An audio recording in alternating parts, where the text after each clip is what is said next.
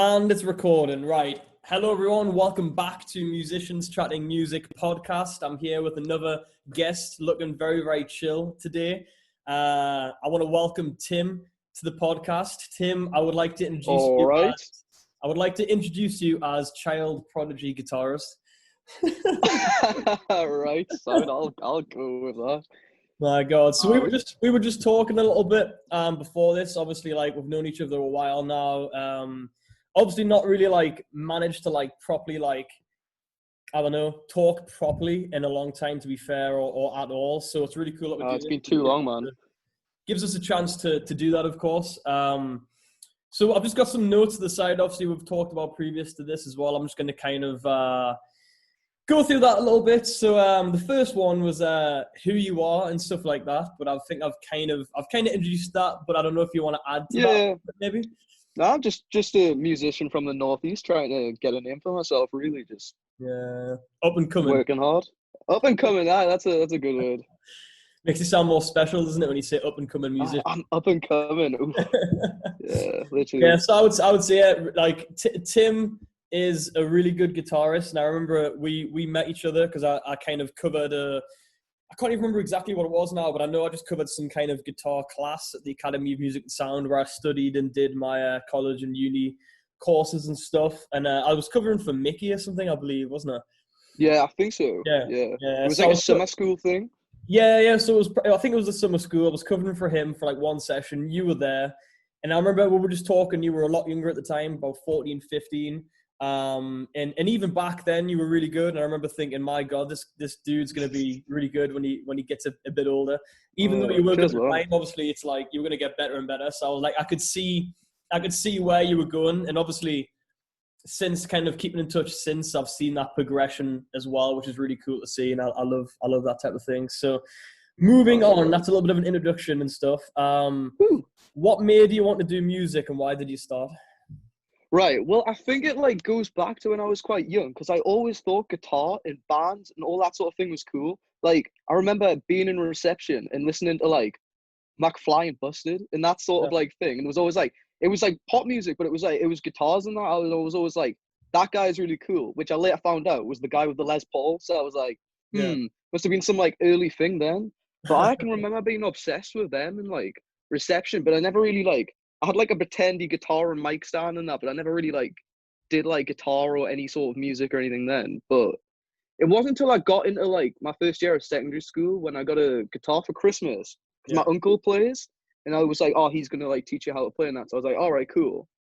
And then I played a bit, all the basic chords and that, but I was never really could never really be bothered with it. I was just it was then. I was oh, it's cool, yeah, I can kind of play guitar.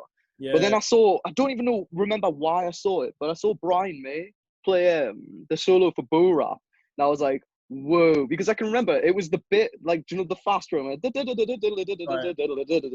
Yeah, it was that. I was oh, I want to be able to do that. And it was the lead guitar thing. And it was the wave bend and that. I was oh my God, I literally need to do this.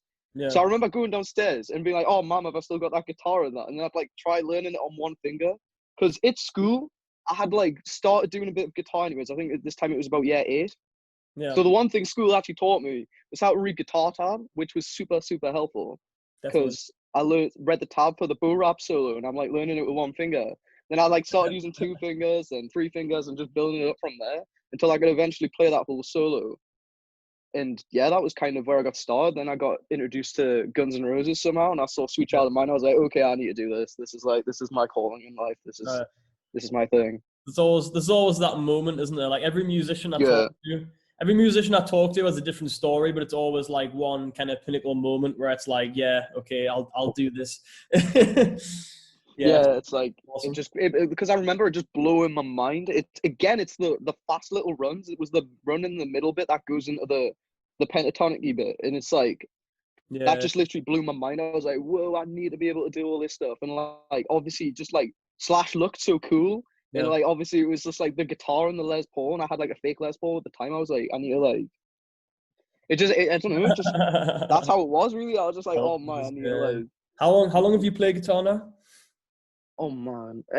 Well, I'm technically in year 13 now, almost finished school. So halfway through year 8. So how long is that? I'm not very good at maths. Like what, 4.5 years? 5 years? Approaching 5, I guess. Yeah. Something like that. Yeah.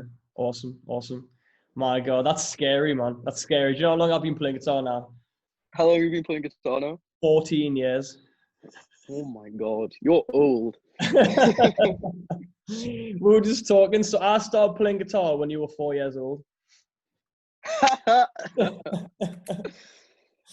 It's terrifying because like I never think about it, and then I'll be teaching all these different kids, and I'll be like, I've been playing guitar longer than they've even existed and like being thought about, and it's like, this is strange to me. I don't get this. I don't know what's going on. Weird that like. Yeah, it was weird because I remember just I remember like really well like the first 5, 6, 7 years, and then after that everything just flew by, and I'm like, oh, I've been playing guitar over 10 years now. When did that happen? I started, for reference, I started in 2006. I think that's 14 years, something like that. Yeah. 2006. I was born in 2002. Mental. I was 11. I was 11 when I started. What was it? I've got to ask though. Like, what was it like learning guitar and that without like the internet? And like, because obviously the internet was there, but it was like a new thing. It wasn't really like. Yeah. So I started off learning most of the things that I learned from Total Guitar magazine. Because it was tabs, obviously. So I used to just get the magazine. It would come with like a disc, back when discs were popular, and it would have all the tabs, and like it was really cool because it would tell you like where to put the tone, all of the different tone knobs on your amp to make it sound more like that song, which I always thought was really cool. Right. And it's really funny actually, because I remember like a lot of the songs that I loved and listened to were drop tuned, like drop C and stuff. And at the time, I had a really crappy guitar, and I just remember really vividly like trying to down tune this really terrible guitar to drop C to try and learn the song. It was probably like, I think it was like Bullet for My Valentine or something at the time. Oh, right. And back when they were like really like kind of coming up and really big. And yeah, it's really funny memories looking back on now, because I started in 2006 and I played, this will terrify you even more. I played my first gig in about 2007, 2008. I was still in primary school. Yeah, it's mental, isn't it? It's mental.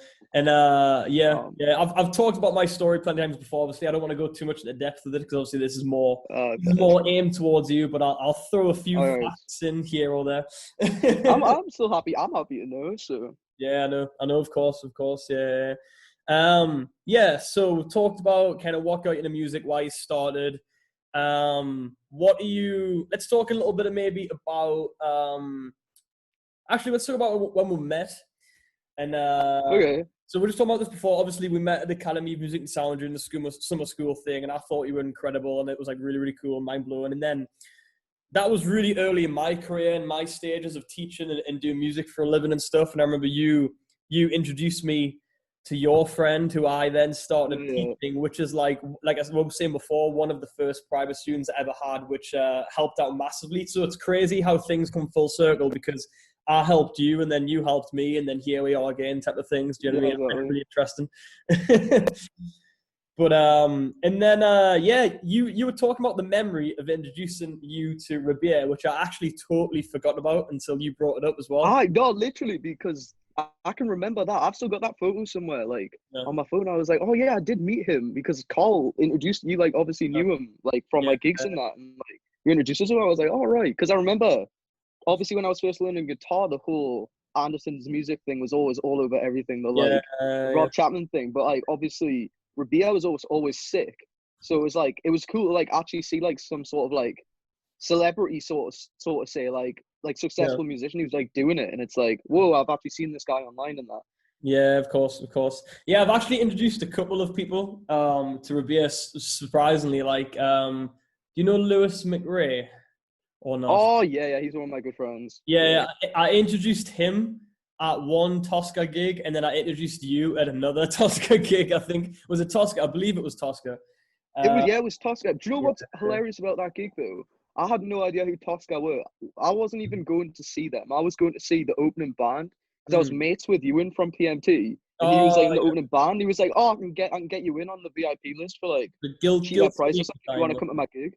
And I was like, yeah, sound, I'll come. And then I was like, and then I saw you. And I was speaking to you, and you're like, yeah, you get to see Tosca. I was like, who are them? And they're like, do you remember Rabbi? I was like, yeah. Like, literally, it was good though, to be fair. It's strange. It's strange my kind of history with meeting Rabbi, because I've met him probably 7 times at different Tosca and Dorje gigs over the years. And when I first met him, it was like massive like fangirl mode. I was like, oh my God. Like again, you were saying like a celebrity status. I was like, oh my God, it's Rabbi. Like I really look up to him. Like I love what he does. It was like I was like instantly nervous and excited at the same time. And then I was talking to him a bit.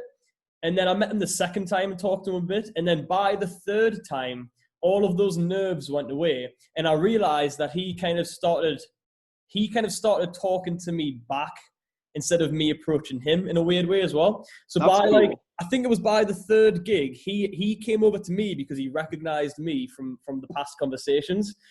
And then by the fourth gig, it was almost like we were just catching up with each other every time I seen him in this like weird kind of way, because it was like, I still look up to him and he's a massive influence. And like, it was weird because he kind of almost, I'm not going to say he's like my friend and stuff, because I want to go that far. But it was almost like this weird kind of thing where it wasn't just a fan and a band member anymore. It was kind of a bit more friendly and a bit more kind of like connected. And it was strange, but like at the same time I was buzzing about it because I was like, this is great. I'm like essentially becoming friends with them, like one of my favorite guitarists, so I can't complain. Yeah, that's so cool. Which sucks because like Tosca stopped touring as much, and Dorje stopped touring as much, so I haven't seen him in like years now. So I haven't been able to kind of like catch up or continue that. You should have got him on Snapchat or something. Yeah, no, of course. Actually, yeah, real quick, I'm going to move on to the next point. But the first time I met him, I actually just by chance added him on Facebook before I met him, just to see if he would accept, and he did. And I had him on for a few months. And then when I met him, he actually already knew who I was because of guitar videos I posted to Facebook. And he was like, I almost died, honestly. He was like, oh yeah, I've seen some of your videos on Facebook. And I was like, I want to jump off a bridge right now because those videos are terrible. And my favorite guitarist has just watched these terrible videos. Do you know what I mean? I'm sure it wasn't that bad, man. Yeah, they wouldn't have been that bad. But obviously you're always kind of like whenever someone above you says anything, you instantly doubt yourself in that way, I guess. Do you know what I mean? You're just like, yeah, I had a similar experience with that. It was when I first got into the whole Bumblefoot thing. Yeah. And I posted as a joke, like, well, not really as a joke, but like I just played the Pink Panther thing, like the mental like guitar solo that he wrote. And my granddad was around and he videoed it for us, and I was like, it's all right. I wasn't super happy with it. So at the end of the video, I'm just like, I wasn't that happy with that. Like, and you can literally see it on the video. But then as a joke, I was like, I'll send it to Bumblefoot just to see if he replies. He replied, he liked the video, and he started following us on Instagram. I was like, what? And I still sometimes check. He literally is still following me on Instagram. I'm like, what? It's great, isn't it? I love it. Blows my mind because like, he's literally one of my favorite guitar players. Yeah, exactly. It's stuff like that that's possible now that never used to be back in the day, obviously, like because of social media. Literally, like you would never have thought or imagined like any of the like Van Halen or whoever following you back in the day. Like, it just never would have thought of that. The disconnect between fan and band was so much bigger back then, and now it's like so much closer. It's like almost the same thing. Let's talk a little bit about what you're up to right now, music-wise, what bands you're in, kind of like what you're working on, new music, anything orientated as far as that goes. Well, lockdown has been a gift and surprise. Like, there's no way I'd have been able to write as much music as I have if it wasn't for lockdown. Like, obviously, the whole situation is absolutely awful and that, but since it's gave a lot of musicians time to sit and write and kind of work on stuff, like, so I've got this band that I'm doing called Sleeping South. Back when we first started, we were literally going to have our first like rehearsal and that, but then lockdown started, so that got postponed. Yeah. And I was like just writing and just coming up with all of these different song ideas and like just very everywhere, just trying to get like something going. But like I wasn't getting enough engagement, and I was like struggling to get things going in that. So I was like, like I'm not gonna like stress too much about this during this whole lockdown thing. I'm gonna just try and do something on my own. So then I did the Peppa Pig thing, and obviously like released that and that, and people just seem to think that was like dead funny and like class and that. So that was really good. So and then I have this like solo thing that I've been doing. Then I released another song, and then but after I released the other song, I learned the hard way how important mixing and mastering is. Yeah. Like that is something that is Noticed looked that. upon by so many people, and Yeah. it is literally make or break for a song. So when I just had done it on Logic, I was like, yeah, it sounds right. The levels are right. It was Yeah. way too quiet, and you'd like listen to it on Spotify, and it just dips in volume so much. I hated it. I was Yeah. like, no, I need to like learn how to do this. So I learned how to mix and master my own stuff, but it's still not to the level where I like would be like, oh yeah, I'm a unbelievable mix and master engineer. Yeah. So Yeah. when I do the band thing, I've actually got like someone now who's Yeah. like gonna do it, who's like Awesome. amazing. So My story's kind of similar, to be fair, because I started recording while I was at the Academy of Music and Sound, and we had to record for one of the modules for one of the assessments. So I recorded a song by myself. I just bought all the gear and just kind of did it because it was all something I was interested in.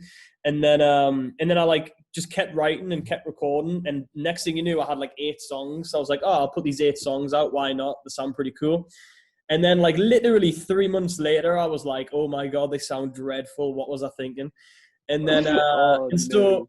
so I wrote another 8 songs and was like, right, I'm going to really try hard this time. So I did like this is the Carl Stacey project stuff I'm talking about. So I did the first one, which I now consider like a demo essentially, because that's what it is. The second one, I consider like my first proper bit of work because I spent a lot of time learning and self-teaching how to make it sound good. It doesn't sound amazing, but it's definitely listenable. And then the third one, I recorded it all myself, but got someone else to mix it because I was like, I'm at that point now where I need it to sound perfect. So I did that, and then and I still like kind of do the self-produced thing a lot now though. Like I did that Always cover by Blink, quarantine cover thing recently. Yeah. I mixed and mastered that, and it was probably the best mix and master I've done in a really long time. I think it sounds amazing. Good. And then my band Aura, we self-record that, but Zach, the guitarist, is mix and mastering it, and he's like actually a lot better than me, and he's like learned a lot more. So yeah, I love the self-mix, self-master thing if you can do it. But it's like that kind of thing. I feel like everyone should try it and everyone should experience it, but at some point you should also get other people involved too, because it's a very delicate thing. Like you like yeah. a lot of people like will crap on pop music and that, but if you listen to some of the production on stuff that's coming out recently, it's like it's mind blowing. Like how like some people don't like it because it's a bit too perfect, but it literally is just like spot on. And it's like when you're comparing stuff you've mixed in the house to professional studio stuff, it's like you just doubt yourself. You're like, no, I need to like get it perfect. But I've kind of learned the hard way with this solo thing I've done. Even though I've got this EP coming out, which I'll talk about in a bit, that I'm like happy with the mixing and mastering up because it's loud, it's clear. I learn how to do everything. Yeah. But when I do the band thing, I've got like an unbelievable person to do it. So that's literally gonna just be class, hopefully. So Yeah, I'm looking forward to it, definitely. all right. When is that EP coming out that you were talking about? The EP is coming out on the 25th of July. So that's the 25th of this month. So that is how many weeks now? A few weeks or something. Yeah, it's a few weeks probably, yeah. All right. But yeah, I'm looking forward to coming out. The songs are quite one of them is a very like upbeat sort of like kind of jokey in a way song, but it's got quite a good message behind it. But it's very like it's a proper like pop rock sort of thing. Right. But like it's very got a bit of a jokey vibe to it, but it is very I don't want to say it's very, very serious, but it does have a bit of a serious message behind the jokes. Yeah. So but it's a fun song. And then obviously there's Needle Me Up, the song that I did before, which I was unhappy with the mixing of. Remastered that completely. Peppa Pig, I remastered all that. And then I released them as like I released instrumental versions as well. So it's like five tracks, and then I did like some cool surprise track at the end, which is a surprise. So you just gotta see what that is when it comes out. Sick. Yeah. I was really shocked at that Needle Me Up one actually because right. Yeah, I didn't expect it to be so like I don't know. It was just like there was like I don't know. I like stuff like that. I like things that push the boundaries that are just like random. Like Yeah, I know you as like a shreddy guitarist, and then when you did that, I Yeah. was like, that's a bit different. What's this? All right. It's literally, I fancied like, because obviously the stuff I was writing was for my band. And I Yeah, was like, I had been training my vocals as well. So I was like, yeah, I might as well just like do something where it's like an actual proper like song, not just a guitar piece like Peppa yeah, Pig was.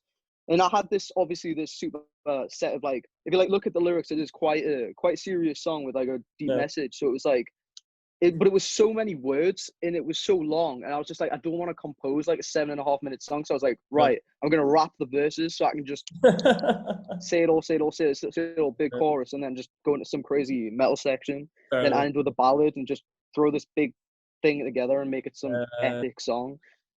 it Kind of what it I was thinking seemed to with work. it. Seemed to work. Definitely. Yeah, definitely caught me off Oh, guard. A cheers, good man. bit though. So All cool. right, Awesome. cheers. I'm gonna move on to the next point.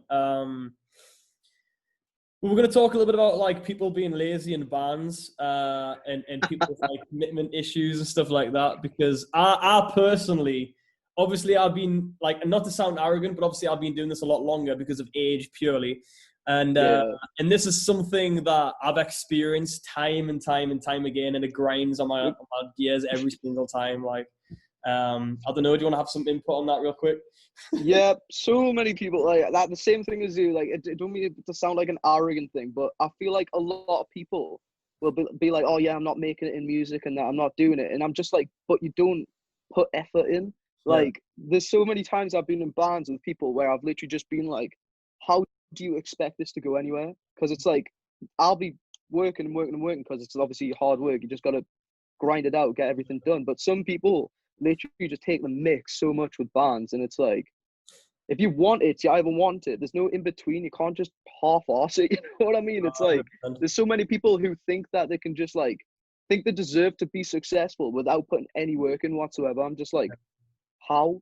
Like it blows my mind on so many levels. I'm Yeah, just like, of course. eh. Yeah, I know. It's I kind of want to hit men off the wall sometimes and stuff like that. Like for me personally, a lot up until more recent years of my life, like most, if not all, of like my teenage years, at least, was spent in bands. Most of the time, there's a couple of exceptions here or there, but most of the time being like the driving force of that band and being the one that's like, right, let's do this, right, let's do that. Let's do this gig, let's rehearse, let's write the song, let's record this, let's put this EP out. Like, and everyone else would do it, but they just wouldn't be as like motivated or care as much, Yeah, I've noticed that. or they would just be like flaky. And it's just like that's actually what spurred on me doing the Stacey project thing, because I Yep. was so sick and tired of that at that point in my life, that I was like, I'm literally just going to write, record, produce, and do every single thing that I can possibly do and be in control of as far as songs and an album go. And I'm just going to essentially hire other musicians Yep. to play That's with me. yeah. And I say higher. At first, it kind of was that vibe. After a couple of years, it became more of a band vibe, a little bit more collaborative and like more like because the people that I ended up getting in the band, I ended up trusting a lot. And the reason for that is because two of those members I'm now in aura with. So I trusted them so much that I was like, right, I'm gonna bring you into the fold a little bit more. And then I was like, how about we just start a new band together separate to this, because I like working with you and I can trust you and we'll get the job done and it sounds great. And that's what's created Aura. And Aura is the first time in a long time where I've had a full band that I'm like really content, really happy with the songs, the people in the band, the effort that's put Yeah. into it. But yeah, the Carl Stizzy project thing, literally, I recorded an album, produced an album, released an album, sold an album, did all the marketing, did all the social media, booked a tour myself. I booked 3 dates in the UK. I did that 3 Yeah. times. So I've self-booked 3 tours in total now, and self-released 3 albums. And I was like, if I don't do this, it's never going to happen, basically. That was at the point I was at. So I was like, I'm going to do this That's now before I get much older, so I know that I can do it and know that I have done it. Do you know what I mean? that's exactly where I'm at now. So what I was saying before about my band Sleeping South is we did have like a singer. Like sadly, I've had to get a sack. So I feel so Yeah, bad, but obviously I had to like, get rid of her and that because I just didn't feel it was like clicking. Obviously, spoke to the guys. I was like, this is more what I want to do, and yeah, I just decided I was like, yeah, if I don't take full creative control over this band, I just don't feel like things are gonna get done. Like the people who are who I'm in with, Sam and Tom at the moment, are like, Sam's like mind blowing drummer, like literally Right.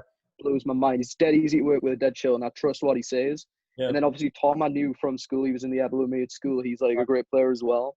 But I'm like, yeah, if I just take full creative control, because I was looking at a lot of bands that are doing well at the moment, Yeah. and they've all got that one member who's kind of the guy who does everything. Yeah. So like I was like, I'm just gonna be that guy. So obviously I've been training my vocals up as well. So I was like, yeah, I'll just be the lead singer as well. And Right. then it's more like I'm just hiring people to play with. Obviously I'll take a little bit of input in that, but it's me Yeah. who's like written the entire album's worth of songs and that. And like Yeah. live we'll probably just hire a rhythm guitar player and just Right. do that whole thing. But like that's the thing. I was like, yeah, if I take full creative control, it means it gets rid of the conflict problems that always occurs in every single band. It gets rid of how impatient I am. It means that the only person I'm arguing with is myself on how impatient I am, because that's a big problem 100%. I need to sort out. But like 100%. Oh, I think it's froze. Uh-oh. Right, it's re-recording again now after some technical issues right there. Virgin Media. I think I jinxed it, because at the start I was saying I usually do these as one takes, and I've never had to edit anything, but I will edit this one because I'll have to put the two video clips together.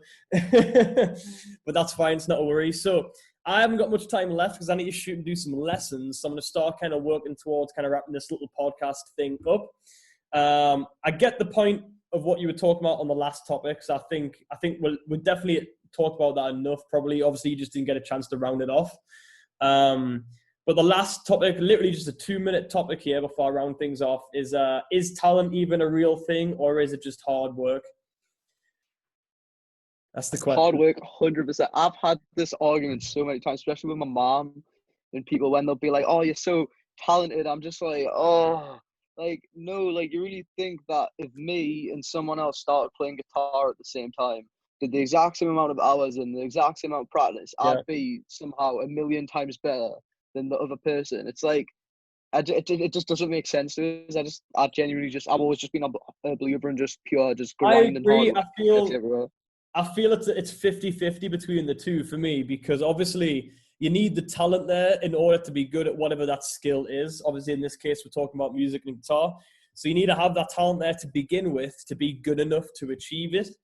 But then everything else to follow that is hard work, because obviously there's so many talented musicians that I know personally. I'm not going to name drop, obviously, but there's so many talented musicians that I know that just are like lazy or aren't doing anything. Or I sit there and think like, they're legitimately better than me, but I'm working in music. Why is that? Do you know what I mean? Like, because like they just don't have the passion or the motivation or the enthusiasm or whatever. It is literally like, yeah, exactly. It's probably, I said 50-50. To be fair, it's probably 40% talent and the rest of it is hard work, to be fair. Like 60% hard work. Because there was the initial thing when I started working in music, it was like, I noticed that I had a talent for it and that I was good at it and then I could do it. But that didn't really get me anywhere. It was just a case of noticing that I was good at it. Everything else was me going, all right, let's go to college, let's go to uni, let's start doing this, let's start doing that, and just throwing things off a wall until it stuck, and then thought, right, okay, here I am, it's all good. But it took a long, hard road to get to that point. And I definitely agree with you as well. Yeah, literally. I'm going to start wrapping this up now, because I could honestly probably talk for at least another half an hour about all of those topics, to be fair. But yeah, like I say, I've got to shoot off. So again, thank you very much for doing this. It's been good. No problem, man. My pleasure. I'll edit these together ASAP and put them out ASAP, and obviously you'll know when that happens. So yeah, everyone go check out Tim on Instagram. What's your Instagram? Let's do a shout out. Tim Leo _ Cool. TIMLEO _ What do you want people to search on Spotify? At the moment, Sleeping Self's not on Spotify. You can follow Sleeping Self on Instagram though. That is just sleeping _self _ and my solo stuff is just under Tim Leonard. Should just be like one of the first thing comes up. Yeah. It's just a picture of me and got the tunes on. The EP comes out on the 25th, so should be good when it's all out and that. Awesome. Yeah, I'm looking forward to it. Cool. So yeah, All thank right. you, and I'm gonna stop this. I'm gonna stop this recording and stuff now, and I'll speak to you later. Sick. Awesome. Thank you very much. See you later. Sick. Bye Right. bye. No problem. See you in a bit.